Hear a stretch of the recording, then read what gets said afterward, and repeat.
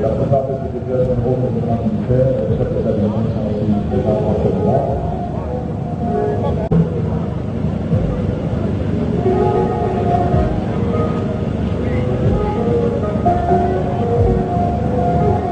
Particulière, l'événement revêt-il pour vous et pour le secteur des transports? Disons que le Simandou, la mise en œuvre de l'exploitation des gisements de Simandou est l'aboutissement de plusieurs années d'espoir.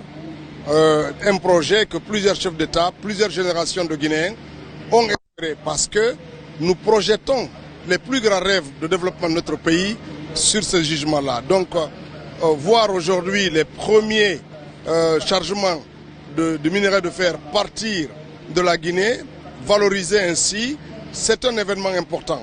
D'ailleurs, le chef d'État ne s'est pas trompé en décrétant cette journée comme une journée chômée et fériée.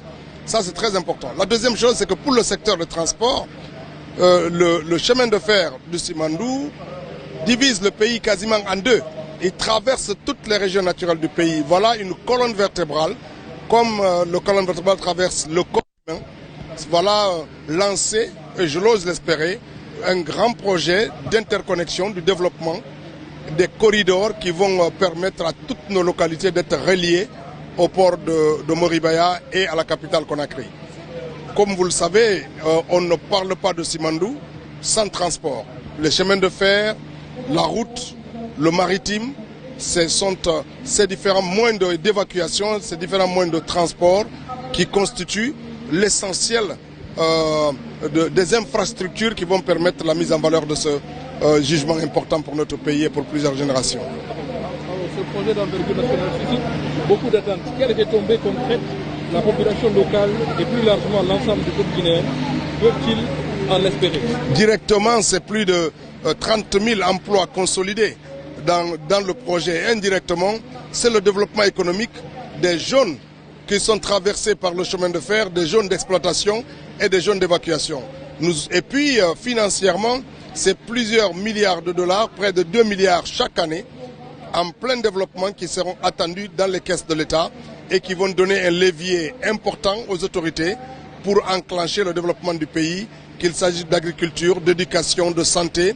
Nous aurons les moyens financiers nécessaires pour investir là-dedans. Et puis sur le plan de l'énergie, le développement du Simandou va entraîner l'augmentation des capacités de production en énergie, d'abord fossile. Deux centrales thermiques sont en cours de construction ici à Moribaya.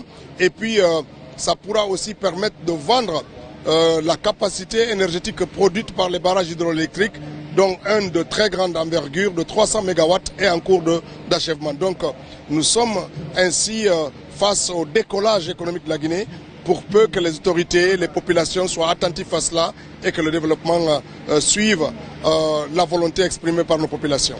Troisième et dernière question, le projet Simandou inclut d'importants volets d'infrastructures de transport.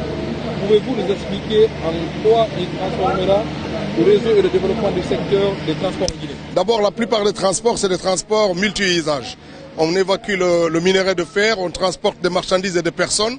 Ça, ce sont les rails. Ça permet ainsi une meilleure circulation des populations dans un environnement plus sécurisé, dans des moyens de transport plus rapides, le train.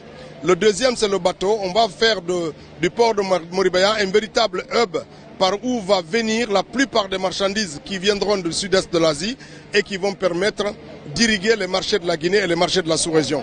Donc, en plus des transports maritimes et ferroviaires, le Simandou va entraîner le développement des chaînes de logistique dans les périmètres de ce port. Donc, tout le périmètre de Forêt-Caria va connaître le développement de la logistique, donc du transport terrestre, de la distribution des équipements et puis de la redistribution des marchandises qui vont venir de l'Asie vers les pays de la sous-région. Donc la Guinée va, par le fait du Simandou, être un véritable hub de transit des marchandises et du développement donc des transports dans le pays et dans les pays voisins. Donc, M. Ousmane Gawal Diallo, ministre des Transports et porte-parole du gouvernement. Une dernière question, sur combien de kilomètres s'étendra la rail? Les rails sont sur 650 km qui vont du sud à l'ouest et qui traversent les 4 régions. Et ici, on a un port de dimension très importante, internationale, et qui va certainement désengorger le port de Conakry parce que beaucoup de marchandises pourront arriver ici. Et comme je l'ai mentionné tantôt, la logistique, le stockage et la redistribution des marchandises qui vont partir d'ici vont développer des services logistiques d'entreposage et de redistribution. Merci. Merci. C'est très précis.